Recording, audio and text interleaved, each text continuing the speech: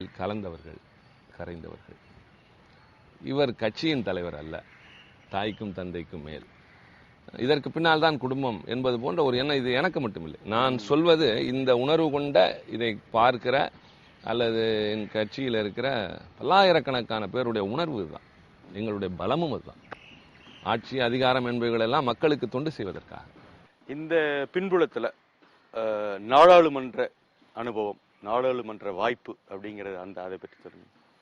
எனக்கு பலமுறை தேர்தலில் வாய்ப்பு கேட்டு பல்வேறு காரணங்களினால் அது கைகூடாமல் போயிருக்கிறது. அது அரசியல் சூழ்நிலை. அதை ஏற்றுக்கொள்கிற அளவிற்கு எனக்கு பக்குவம் இருந்திருக்கிறது. மனம் சோர்ந்ததில்லை. காத்திருந்தேன். நான் சிறையிலிருந்து விடுதலை ஆகி வந்து 20 ஆண்டுகள் காத்திருந்தேன். சில தோழர்களுக்கு கூட நான் இப்போது சொல்வேன், அவசரப்படுகிற நண்பர்களுக்கு, நான் ஒரு வருடம் சிறையில் இருந்து நீண்ட நெடுங்காலம் பெரிய பொறுப்புகள்லாம் இருந்து 20 வருடங்களுக்கு தான் தேர்தல் நுழைவு. அதுவும் என்னுடைய ஊரில் தொடர்ந்து கூட்டணி கட்சிகளை இடம்பெற்ற நிலையில் தலைவர் என்னை கொண்டு போய் புதுக்கோட்டையில் நிறுத்தினார். அது பக்கத்து மாவட்டம், அது என்னுடைய ஊர் அல்ல. என் பெயர் திருச்சி சிவா என்பது அறிமுகமாக இருந்தாலும் அங்கே கொண்டு போய் அறிமுகப்படுத்தி அந்த மாவட்ட செயலாளர் அப்போது இருந்தவர் சொல்வார், இவரை தலைவர் நிறுத்தியிருக்கிறார், ஏன் நிறுத்தினார் என்பதை அவர் விளக்குவார் என்று சொல்லி என்னை பேச சொல்வார். தலைவர் அந்த கூட்டத்தில் என்னை அறிமுகப்படுத்திய போது என் சிவாவை உங்களிடம் ஒப்படைக்கிறேன் என்றுதான் சொன்னார். கடுமையான சுற்றுப்பயணத்தை மட்டுமே நம்பினோம். ஒரு நல்ல தேர்தல், வெற்றி கிடைத்தது. பெரிய 2 லட்சத்துக்கும் மேற்பட்ட வாக்குகள் வித்தியாசம் மட்டும். அந்த நாடாளுமன்ற அனுபவம் ஒரு 1.5 ஆண்டுகள் மட்டும்தான். 11வது நாடாளுமன்றம். முதலில் வாஜ்பாய் பிரதமராக பொறுப்பேற்றார். சில நாட்களில் அவருடைய ஆட்சி மாறி, அடுத்து தேவகவுடாவுக்கு பின்னால் குஜராத். ஆக ஒரு பரபரப்பான காலம். 18 மாதத்தில் 3 பிரதமர்கள், அரசியல் தட்பவெட்பங்கள், பல்வேறு குழப்பங்களுக்கு இடையில் நாடாளுமன்றத்தினுடைய செயல்பாடு என்ன என்பதை புரிந்து கொள்வதற்கே ஒரு வருடமாகும். ஆனால் எங்களுக்கு எளிதாக அது கைவசம் வந்தது. தேவகவுடா அவர்களின் ஆட்சியின் மீது நம்பிக்கையில்லா தீர்மானம் நிறைவேற்ற போது கழகத்தின் சார்பில் என்னை பேச சொல்லி அண்ணன் முரசொலி மாறன் அவர்கள் பணித்தார்கள். நான் இந்த நேரத்தில் அவரை நினைவு கூறாமல் இருக்க முடியாது. அவர் எங்களுடைய இயக்கத்தின் தத்துவ ஆசிரியர். பல குழப்பமான, பல பேருக்கு புரியாத விஷயங்களை ஆழமாக, ஆதாரபூர்வமாக எழுதியும் பேசியும் விளக்கக்கூடியவர். எங்களுக்கு கிடைத்த மிகப்பெரிய வாய்ப்பு அவரோடு சேர்ந்து அவருக்கு கீழ் பணியாற்றுகின்ற வாய்ப்பு. நான் இப்போது சொல்வது இன்னும் சரியாக இருக்கும். அவர் மறைந்த நேரத்தில் கூட நான் நினைவு கூர்ந்தேன். அவரிடம் உள்ள மிகப்பெரிய பண்பு, ஒரு பெரிய அமைச்சர், மூத்த தலைவர் நாடாளுமன்றத்திற்குள் நுழைவார். நான் பேசிக் கொண்டிருக்கிறேன் என்றால் பின்னாலே உட்கார்ந்து விடுவார். அவர் உட்கார வேண்டிய இடம் முன்வரிசை. ஆனால் குறுக்கே அவர் நடந்து செல்கிற போது என் கவனம் அவர் பக்கம் திரும்பினால், இவர் வந்தார் என்ற தடுமாற்றத்தில் பேச்சு ஒருவேளை தடைப்படக்கூடும் என்ற அந்த பெரிய எண்ணத்தோடு, எனக்கு தெரியாது, பேசி முடித்து விட்டு திரும்பி பார்க்கிற போது பின்னால் உட்கார்ந்திருப்பார். ஆனா என்றாக்கா எனக்கு தெரியும் நான் ஏன் குறுக்கே வரவில்லை என்று சொல்லுகிற போது நெகிழ்ச்சியாக இருக்கும். உள்ளபடியே அது தடுமாற்றம். நமக்கு தெரிந்த முகம் வந்தாலே ஒரு மாதிரி இருக்கும். அவர் நமக்கு மூத்தவர், வழிகாட்டி, கருத்து சரியாக வர வேண்டுமே, சொற்கள் சரியாக வர வேண்டுமே என்றெல்லாம் ஒரு குழப்பம். காரணம், நாம் ஆங்கிலத்தில் பேசுகிற போது. அதே மாதிரி பாராட்டுவார். ஒரு முறை அந்த பின்னாளில் வாஜ்பாய் அரசு நடைபெற்ற போது சோதிடத்தை பல்கலைக்கழகங்களில் ஒரு பாடத்திட்டமாக கொண்டு வர வேண்டும் என்ற ஒரு திட்டம் கொண்டு வரப்பட்டது. ஒரு மிகப்பெரிய அவருடைய பல்வேறு விதமான தவறான அணுகுமுறைகளில் அது ஒன்று. அப்போது ஒரு நாள் அழைத்து கேட்டார், இது குறித்து உங்களுடைய அவையில் யாராவது முன்முயற்சி எடுக்கிறார்களா என்றார். இல்லை என்றேன். யாரையாவது எடுக்க வை என்றார். பின்னர் உன் நண்பர்கள் யார் என்றார். அவர் சில பேரை குறிப்பிட்டார். இவர்களோடு பேசுகின்றார். எனக்கு அதில் கிடைத்த ஒரு அனுபவம், நாங்கள் எதிர்பார்த்த பல பேர் அதை ஆதரித்தார்கள். எதிர்பார்க்காத சில பேர் எங்கள் கருத்துக்கு உடன்பட்டார்கள். நான் இன்னார் என்றெல்லாம் குறிப்பிட விரும்பவில்லை. எதிர்பார்த்து போய் நம்பிக்கையோடு நின்ற போது, இல்லை ஏன் அதில் என்ன தவறு என்று கேட்டவர்களும் இருக்கிறார்கள். இது சரியானது என்று சொன்னவர்கள் இருக்கிறார். பின்னர் அந்த விவாதம் வருகிற போது, முக்கியமான விவாதங்களின் போது அவரை சென்று கலந்து பேசுவோம், என்ன பேசலாம் என்கிற போது சில நேரங்கள் குறிப்புகள் தருவார். சில நேரங்களில் சொல்லிக் கொண்டே இருப்பார், நாங்கள் எழுதி கொள்வோம். அந்த முறை என்ன சொன்னார் என்றால், நீ கூட்டங்களிலும் மாநாடுகளிலும் பேசுவாய் அல்லவா, அது மாதிரி பேசுகின்றார். ஆட்சியில் நாம் பங்கெடுத்திருக்கிறோமே என்றேன். ஆட்சியில் பங்கெடுத்தால் என்ன, கொள்கையில் சமரசம் செய்து கொள்ள முடியாது. இதனால் நமக்கு ஆட்சிக்கு ஏதாவது ஊறு வருகிறது நம்முடைய பங்குக்கு என்று சொன்னால் அது குறித்து கவலைப்படாது. நாம் வாழ்வதும் வளர்வதும் இன்றைக்கு இந்த ஆட்சியில் இடம்பெற்றிருப்பதால் அல்ல, நம்முடைய கொள்கையால். உன் வேகத்திற்கு பேசு என்று சொல்லி முழு சுதந்திரம் கொடுத்து, அப்போது நான் பேசிய கருத்தை அடுத்து ஒரு பொதுக்கூட்டத்தில் தலைவர் அவர்களே சொன்னார்கள். தவறுகள் நடக்கிற இடத்தில் திமுக இருக்காது, திமுக இருக்கிற இடத்தில் தவறுகள் இருக்காது என்று சொன்னபோது, இது அவருடைய தனிப்பட்ட கருத்து அல்ல, இது கழகத்தின் கருத்து என்று தலைவர் அவர்கள் கூட ஆதரித்தார். அது மாதிரி மிகச்சிறந்த அனுபவங்கள். தமிழ் மொழி செம்மொழியாக வேண்டும் என்ற தலைவரின் கருத்தை அப்போதுதான் நாடாளுமன்றத்தில் எடுத்து இவருடைய உணர்வுகள் எல்லாம் எடுத்து வைத்தோம். பல பேர் பாராட்டுவார்கள், இவர் நன்றாக பேசினார் என்கிற போது வாஜ்பாயை ஒரு முறை சொல்லியிருக்கிறார், அதில் என்ன ஆச்சரியம், அவர் கலைஞருடைய ஆள் அப்படித்தான் பேசுவார் என்று கூட சொல்வார். அது மாதிரி திருக்குறளை தேசிய நூலாக்குவது, தமிழை ஆட்சி மொழியாக்குவது, கல்லணையை உலக நம்ம ஹெரிட்டேஜ், வேர்ல்டு ஹெரிட்டேஜ் சைட் என்பார்கள், அந்த இடத்திற்கு கொண்டு போய் சேர வேண்டும் என்பது, இது மாதிரி பல முக்கியமான பிரச்சனைகளை, இந்த ஒடுக்கப்பட்டோருக்கான உரிமைகள், இவைகளெல்லாம் அந்த மன்றத்தில், அதாவது திமுக அதன் சார்பாக செல்லுகிற உறுப்பினர்கள், இலங்கை தமிழர் பிரச்சனை, மீனவர்கள் பிரச்சனை, எல்லாவற்றையும் இங்கே என்ன தலைவர் சொல்கிறாரோ, கழகம் கொள்கையாக வைத்திருக்கிறதோ, அதையெல்லாம் அந்த மன்றத்தில் பதிவு செய்து நாங்கள் யார் என்பதை அடையாளம் காட்டுகிறோம். எங்களுடைய தன்மைகள் இந்த பொறுப்பின் காரணமாக மாறிவிடவில்லை. தமிழ்நாடு இந்தியாவில் இருக்கிற ஒரு பகுதி, அதை பல நேரங்களில் மறந்து விடுகிறீர்கள். தமிழ்நாடு இந்தியாவின் வளர்ச்சிக்கு மிக முக்கிய பங்கு வகிக்கிறது. திராவிட முன்னேற்ற கழகம் பெயரளவிற்கு ஒரு மாநில கட்சியை தவிர அகில இந்திய அளவில் நடைபெறுகிற அரசியல் மாற்றங்களுக்கு இந்த கட்சி மிக முக்கியமான அடித்தளமாக இருந்திருக்கிறது. எங்கள் தலைவர்களுடைய செயல்பாடுகள் மற்றவர்களை கூர்ந்து பார்க்க வைத்திருக்கிறது. இப்படியெல்லாம் அந்த இடத்துல சொல்லுகிற போது திராவிட முன்னேற்ற கழகத்திற்கு இன்னமும் அங்கே ஒரு பெரிய மரியாதை இருப்பதற்கு காரணமே கொள்கைகளில் உறுதியாக இருப்பவர்கள்.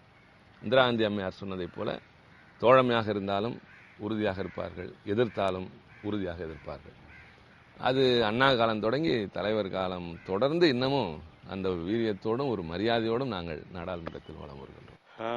நிறைவாக கலைஞர் அவர்களிடம் பழகுவதில் நீங்கள் பார்த்து வியக்கிற, இப்படி கூட இருக்க முடியுமா அல்லது இதை தான் நாம் தொடரணும் அப்படின்னு நினைக்கிற பண்புகள் பற்றி, விஷயங்கள் பற்றி சொல்லுங்க.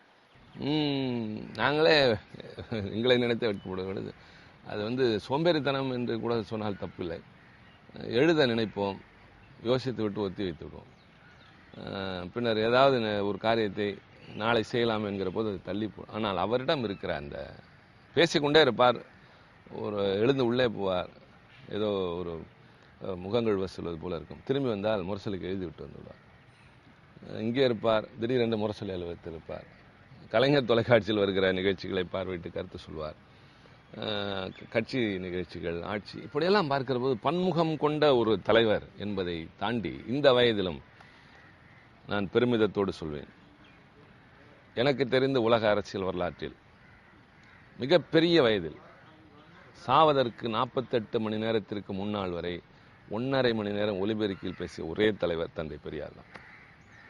அந்த சுறுசுறுப்பு, அந்த ஆவேசம், இந்த சமுதாயத்திற்கு உழைக்க வேண்டும் என்ற வேகம் இருந்து கொண்டே இருந்தது. எதை சாய்த்து விட்டோம் என்ற நிறைவு இல்லை, விரக்தியும் இல்லை, வெறுப்பும் இல்லை, சோர்வும் இல்லை. அதே மாதிரி இந்த வயதிலும் அவர் செய்கின்ற முறைகள், எனக்கு அவருடைய இலக்கியம் ரொம்ப பிடிக்கும். அவர் சொல்வார், என்னுடைய அரசியல் வெப்பம் தைக்கிற போதெல்லாம் நான் இளைப்பாறுவது இலக்கிய நிழலில்.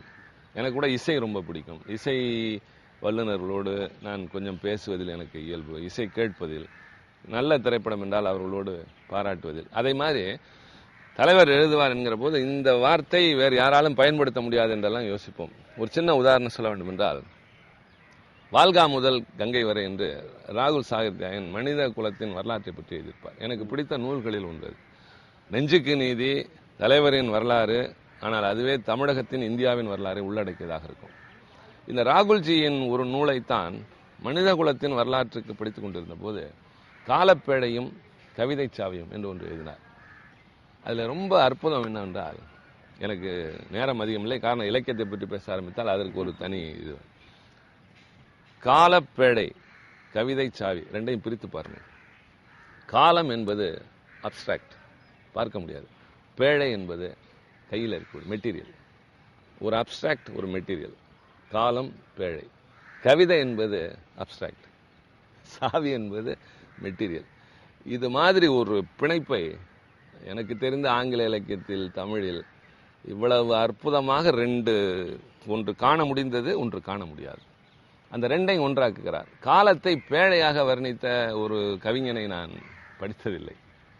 கவிதையை சாவியாக, அந்த காலப்பேழையை திறப்பதற்கு இந்த கவிதை சாவி என்று அவர் மனித குலத்தின் வரலாற்றை, தமிழ் இனத்தின் வரலாற்றை, திராவிட இனத்தினுடைய தாக்கத்தை எல்லாம் எழுதுகிற போது இவர் வெறும் கவிதை எழுதுகிற, சில பேர் விமர்சிக்கிற மாதிரி ஒரு குறுகிய எல்லைக்குள் இல்லாமல் உலக வரலாறு, திராவிட இனத்தின் வரலாறு, நம்முடைய மொழியின் தொன்மை, இந்த நாடு சாதிக்க வேண்டியது, இளைஞர்களின் கடமை, நம்முடைய லட்சியங்கள், கடந்து வந்த பாதை, யார் யாரெல்லாம் நம்மை ஆக்கிரமித்திருக்கிறார்கள், யார் யாரெல்லாம் போர் தொடுத்திருக்கிறார்கள், யார் யாரெல்லாம் நம்முடைய வளர்ச்சிக்கு குறுக்கே நின்றிருக்கிறார்கள், இன்னமும் விழிப்புணர்ச்சியோடு செயல்பட வேண்டியது என்ன இருக்கிறது, இளைஞர்களின் கடமை என்ன, மகளிருக்கு செய்ய வேண்டியது என்ன என்று கிட்டத்தட்ட இப்போ அவர் போய்கொண்டிருக்கிற பாதை, எதிர்காலத்தில் எல்லோரும் இதை அசைபோடுவதற்கும் மெருகேற்றுவதற்கும் தான் வாய்ப்பு இருக்குமே தவிர, தமிழ்நாட்டில் இது நடைபெறாமல் இன்னும் நிற்கிறதே என்று இயங்குகிற நிலைக்கு தலைவர் விட்டு வைக்கிறது. அரசியல் ரீதியாக, அரசாங்கத்தின் முதலமைச்சராக அவர் செய்திருக்கிற இது போன்ற காரியங்கள் சிலிர்ப்பு. ஒரு கட்சியின் தொண்டனாக அல்ல, ஒரு மிகப்பெரிய போர்க்களத்தில் என்றைக்கும் நிமிர்ந்து நிற்கக்கூடிய ஒரு மாபெரும் மன்னனின் படை வரிசை சிப்பாயாக, அந்த உணர்வு தான் இவர் சாதித்தது, சாதித்துக் கொண்டிருப்பது, எழுதுவது, பேசுவது. இவர்கள் இல்லாவிட்டால், நான் இந்த நிகழ்ச்சியின் நீங்கள் கடைசியாக என்று கேட்ட காரணத்தினால் நேரமாகிவிட்டது என்ற உணர்வோடு சொல்வேன், தமிழ்நாட்டில் வாழ்கிற ஒவ்வொருவரும் எண்ணி பார்க்க வேண்டியது, இது இல்லாமல் இருந்திருந்தால் எப்படி இருந்திருப்போம், இவர் இல்லாமல் இருந்திருந்தால், ரமேஷ் பிரபா இல்லாமல் இருந்திருந்தால் இந்த நிகழ்ச்சி இல்லை என்பதை போல் ஒவ்வொரு கட்டத்திலும் பொருத்தி பார்க்கிற போது ஒரே ஒரு கேள்வி, பெரியார், அண்ணா, கலைஞர் இவர்கள் இல்லாத ஒரு தமிழ்நாட்டை கற்பனை செய்து பார்த்தால் நாம் இன்று வளர்ந்திருக்கிற நிலையினை யாருமே அடைந்திருக்கும். பட்டம் பெற்றவர்கள், வேலைக்கு செல்கிறவர்கள், நீதியரசர்கள், நாடாளுமன்ற தொழிலதிபர்கள், யாராக வேண்டுமானாலும் இருக்கலாம். இத்தனை பேருடைய உயர்வுக்கும் காரணம் இந்த தலைவர்கள்.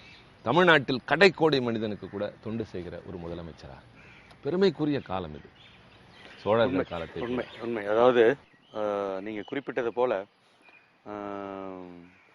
ஒரு விவசாய குடும்பத்திலிருந்து இந்த இடத்துல வந்து இப்படி ஒரு பேட்டி காண்கிற தகுதி கூட வருவதற்கு இந்த முப்பெரும் தலைவர்கள் நீங்க சொன்னீங்க பாருங்களா, அவர்களுக்கு தான் இந்த ஊடகத்திலே நம்ம இன்னைக்கு வர முடியும். நிச்சயம். உண்மை. நீங்களாக இருக்கலாம், நானாக இருக்கலாம், யாரோ. அந்த நன்றியோடு நினைவு கூறுவோம். உண்மையிலே உங்களுடைய இந்த சந்திப்பு நல்ல ஒரு உணர்வுபூர்வமான ஒரு சந்திப்பாக, புதிய தலைமைக்கு உணர்வை ஊட்டுகிற ஒரு சந்திப்பாக அமைந்தது என்று சொல்லலாம். இந்த சந்திப்புக்கு எவ்வளவு நேரம் ஒதுக்கியது என்னுடைய மனமார்ந்த நன்றி. எனக்கு ரொம்ப மகிழ்ச்சி ரமேஷ். உங்களுடைய நிகழ்ச்சிகள் எல்லாம் எனக்கு ரொம்ப பிடிக்கும். நான் பாராட்டுகின்ற வளர்கிற தலைமுறைக்கு நம்பிக்கை தரக்கூடியவர்களில் ஒருவர். உங்களோடு இந்த நிகழ்ச்சியில் பங்கேற்கிற வாய்ப்பு எனக்கும், அதன் மூலமாக சில கருத்துக்களை எல்லோருக்கும் சொல்கிற வாய்ப்பு கிடைத்தமைக்காக நானும் மகிழ்ந்து உங்களுக்கும் அனைவருக்கும் என் நன்றி தெரிவித்துக் கொள்கிறேன். தன்னுடைய திராவிட இயக்க பயணத்தில் தொடங்கி தந்தை பெரியார், அறிஞர் அண்ணா, கலைஞர் என தனது திராவிட இயக்க பயணத்தின் பல்வேறு கூறுகளையும் விரிவாக உணர்வூட்டும் வகையில் இதுவரை நம்மோடு பகிர்ந்து கொண்டார் நாடாளுமன்ற உறுப்பினர் திருச்சி சிவா. மீண்டும் நாளை காலை இன்னொரு சிறப்பு விருந்தோடு சந்திப்போம். நன்றி, வணக்கம்.